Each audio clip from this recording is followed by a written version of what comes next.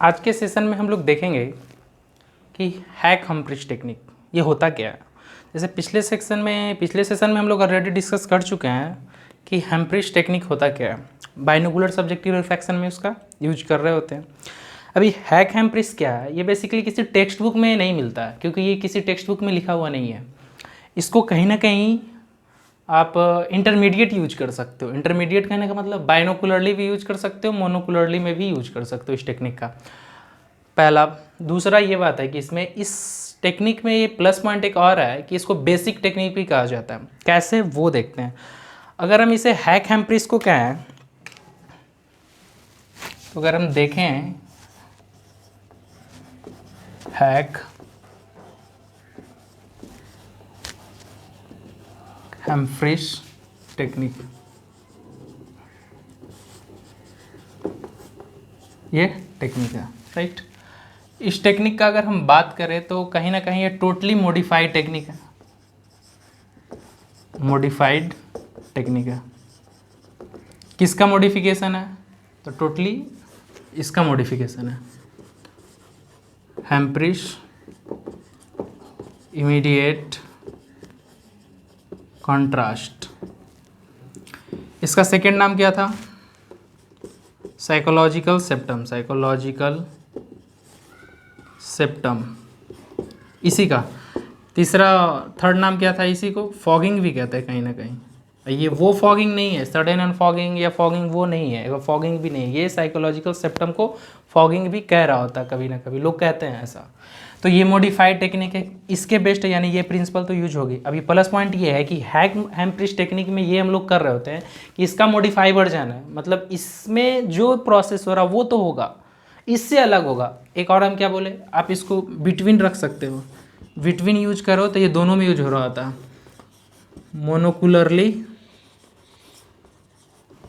And बाइनोकुलरली refraction. ये दोनों refraction में आप यूज कर सकते हो, सब्जेक्टिव रिफ्रैक्शन। तो ये भी प्लस पॉइंट है। बेसिकली कर क्या रहे होते हैं इसमें, अगर हम देखें प्रोसीजर का बात देखें तो इसका खासियत ये है कि अभी तो अगर इन बिटवीन का बात करें तो प्लस पॉइंट इसमें ये है कि ऐसे देखते हैं। अभी बोले मोनोकुलरली भी कर सकते हो, बाइनोकुलरली भी कर सकते हो। तो पहला क्या है, रिफ्रैक्शन कैसे करोगे, जो नॉर्मल प्रोसीजर जाते हैं, ये प्रोसीजर का हम बात कर रहे हैं। इसका रिफ्रैक्शन कैसे करोगे, ऑक्लूडर देकर, राइट। तो राइट आई रिफ्रैक्शन कर रहे हो तो लेफ्ट आई को ऑक्लूड कर दो। अगर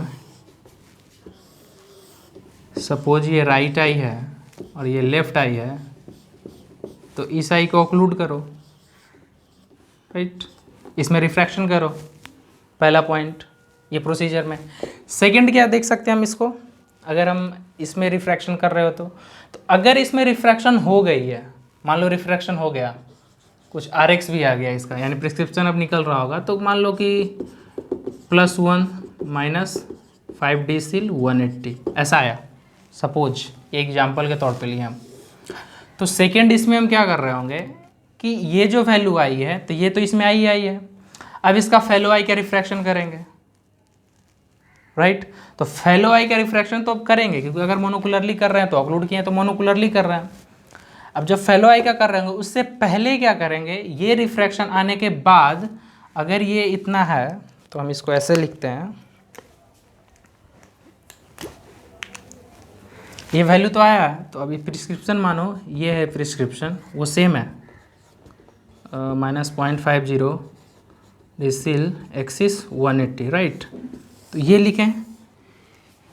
इसमें अब हमें क्या करना है, क्योंकि ये हैक है, मॉडिफाई है थोड़ा, अब +1 रखना है डी स्फेरिकल। क्लियर। ये रिफ्रैक्शन हुआ इसमें, यानी मोनोकुलरली प्रोसेस चल रहा है। पहले भी बता चुके हैं कि ये दोनों के बीच में, दोनों प्रोसेस में ये काम हो रहा होता है, यूज कर रहे होते इस टेक्निक का। तो ये इतना है तो +1 अब रखें, यहाँ तक तो क्लियर है। अब इसके बाद क्या करेंगे, अब जैसे ही ये रखेंगे तो सपोज ऐसा मानो कि ये रखने से अगर विजुअल एक्विटी पेशेंट का 6/6 है, राइट आई का 6/6 है, तो +1 रखने से कितना हो जाएगा, तो अब यहाँ ये जो +1 रखने से ये विजुअल एक्यूटी 6/18 के अप्रोक्स हो गई होगी, कोई डाउट ही नहीं है इसमें, राइट।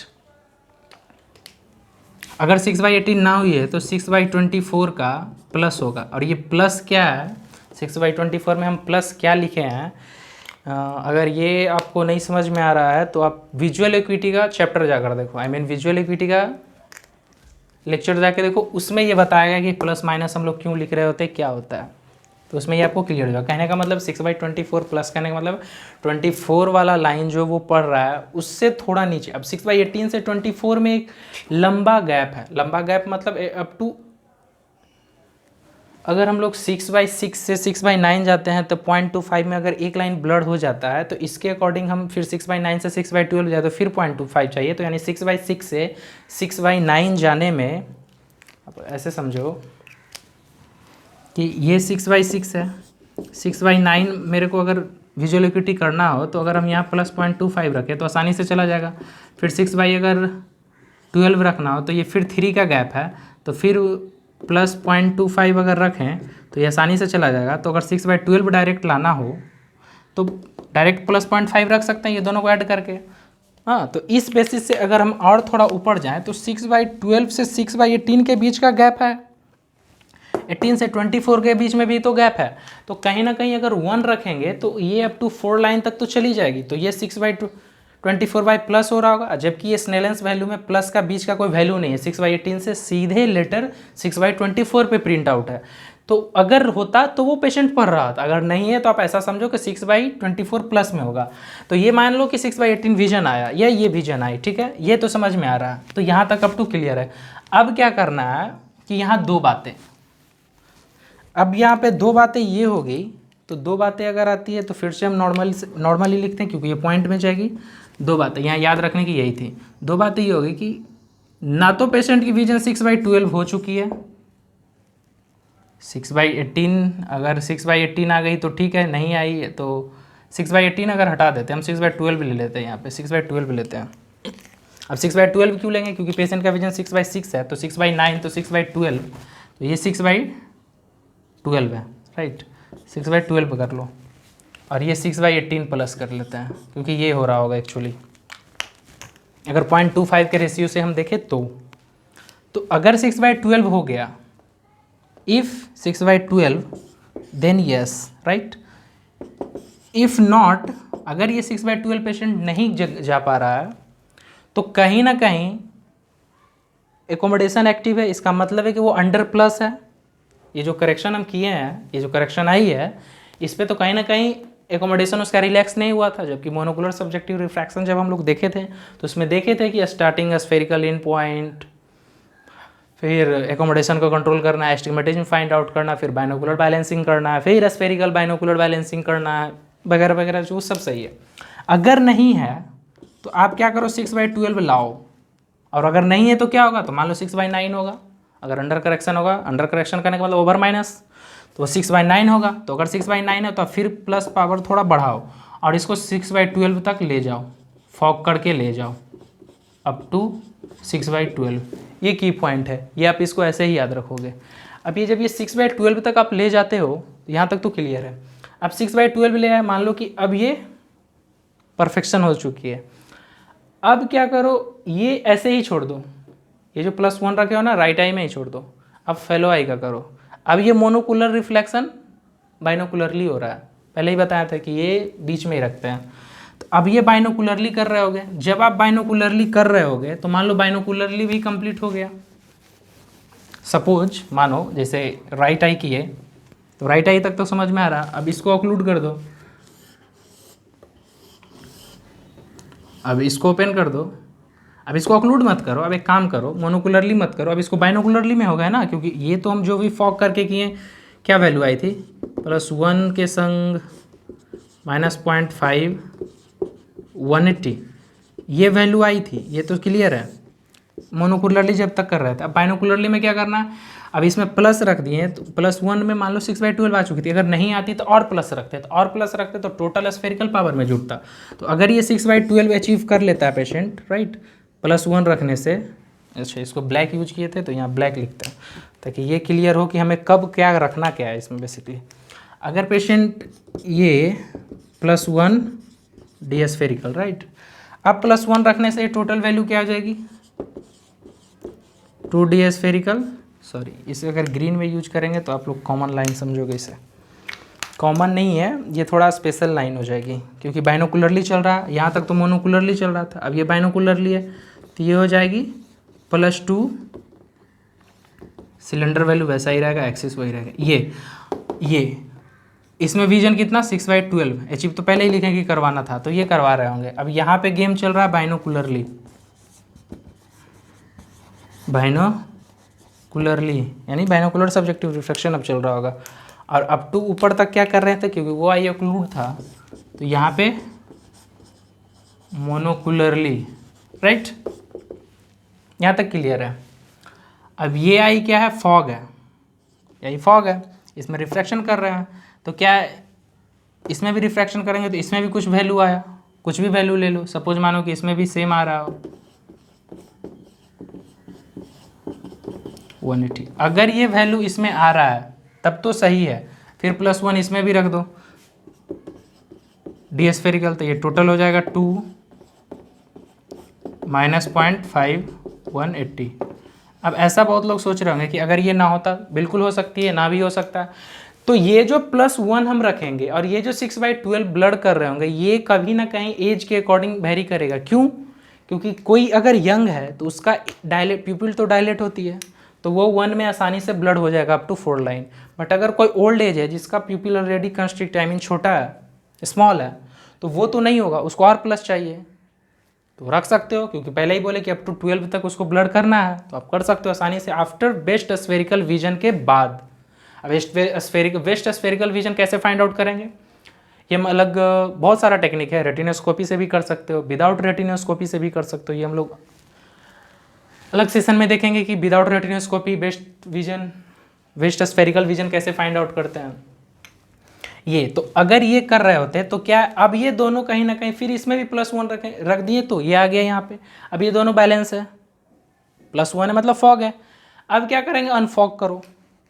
अब ये अनफॉग करोगे तो क्या होगा, ये बैलेंस में हो जाएगा। कहने का मतलब अब इसमें जो उस टाइम जो विजुअल एक्यूटी, अगर सपोज अब एक केस ऐसा देखते हैं, यहाँ तक तो क्लियर है कि इसको हम रब करें और एक हम केस ऐसा समझें, यहाँ तक हटा देते हैं, राइट। अगर हम कहें अगर पेशेंट की विजुअल एक्यूटी किसी कारणवश 6/9 ही रह गया हो तो और प्लस पावर रखो, 6/12 ले जाओ, तो ये कहीं ना कहीं विजुअल एक्यूटी पे डिपेंड कर रहा हो पावर कितना रखना, और कहीं ना कहीं एज पे। ये समझ में आ रही है, V A visual acuity as, तो एज है ही। और ये एज कहने का क्या मतलब, अगर यंगर है तो लार्ज प्यूपिल होगा, अगर ओल्डर है तो स्मॉल प्यूपिल होगा, स्मॉल प्यूपिल होगा तो मोर प्लस चाहिए। यंगर है, लार्ज प्यूपिल है, ये स्मॉल प्यूपिल है, अगर लार्ज प्यूपिल है तो +1 सफिशियंट पावर है, कोई प्रॉब्लम नहीं आएगी। अगर 6/9 है तो ये 1 से नहीं मान रहा हो तो थोड़ा सा और वैल्यू रखो, 6/12 तक ले जाओ। अभी क्या है, मोनोकुलरली भी कर सकते हो, आप चाहो तो अल्टरनेट भी कर लो, अब राइट को फिर से ब्लॉक करो, लेफ्ट में कर लो पहले, फिर चाहो तो उसको, तो ये कहीं ना कहीं, और फिर बाइनोकुलरली उसको उसी में रहने दो, क्योंकि जब हम यहाँ पे देखे थे पहले तो ये जो स्फेरिकल मेरा आया मोनोकुलरली फाइंड आउट करने के बाद, तो ये वे पावर को हम ऐसे ही छोड़ दिए थे +1। अब क्या है, थोड़ा फॉग्ड हो गई, अब आई फॉग हो गई मतलब एकोमोडेशन रिलैक्स हो गया, पहले भले ही ना हुआ हो रिलैक्स तो सेकंड में तो रिलैक्स हो ही जाएगी, तो उसके बाद जो वैल्यू आएगी ये, तो ये है हैक-हैम्प्रिश टेक्निक, जो कि बेसिक टेक्निक है, कहीं मिलता नहीं है बुक में, तो ये हम इसलिए डिस्कस कर लिए कि बेसिकली इसका यूज क्या है, तो हम लोग क्यों डिस्कस कर रहे थे, तो बेसिकली हम लोग इसलिए यूज कर रहे थे इसका डिस्कशन कि ये कहीं ना कहीं हम लोग को हेल्प करेगी फास्ट क्लिनिकल प्रोसीजर में। अगर पेशेंट ज़्यादा तादाद में हो, मतलब ज़्यादा लंबा हो, मतलब लंबा इन द सेंस ज़्यादा नंबर में हो, तो अगर ज़्यादा भीड़ हो तो आप ये टेक्निक से आसानी से एकोमोडेटिव फाइंड, क्योंकि आप अगर आप साइक्लोडेमिया करने जाओ या फिर सडन अनफॉगिंग या फिर बोरिश डिले टेक्निक वगैरह करने जाओ तो ज़्यादा टाइम टेकन है। तो ये आई थिंक हैक हैम्प्रिस्ट टेक्निक ये काफ़ी मॉडिफाइड है, मॉडिफाइड इन द सेंस ये काफ़ी रिलायबल है। इसको बेसिक टेक्निक भी बोलते हैं। इसको अगर हम दूसरे वर्ड में बोले तो इसको बेसिक टेक्निक भी बोलते हैं या सिर्फ टेक्निक बोलते हैं। इसको बेसिक टेक्निक भी कह रहा होता या सिर्फ टेक्निक कर रहा होता। तो कह रहा है मतलब लोग यूज करते हैं ऐसा, तो आप क्लिनिकल प्रोसीजर में आप भी यूज कर सकते हो। और आई थिंक सो बिगनर को शायद ये प्रॉब्लम हो रही होती कि जो फाइनल एक्सपर्ट है, ये जो आपका मेंटर है, वो काफ़ी फास्ट रिफ्रैक्शन करके प्रिस्क्रिप्शन पावर निकाल रहा होता, तो आप ये कन्फ्यूज हो जा रहे होते कि वो कर क्या रहा है। तो आपको ये सब टेक्निक है जो मेंटर लोग जान रहे होते हैं, वो पहले से ही जब उनको पता होता है तो वो लोग कर रहे होते हैं। तो जो बिगनर है, जो स्टूडेंट हो, वो जब आप लोग क्लिनिकल प्रैक्टिस में जाओगे तो कहीं ना कहीं ये सब टेक्निक काफ़ी हेल्प करेगा, क्योंकि ताकि आप भी समझ पाओ कि वो लोग इतना फास्ट कैसे कर रहे होते हैं। So up to this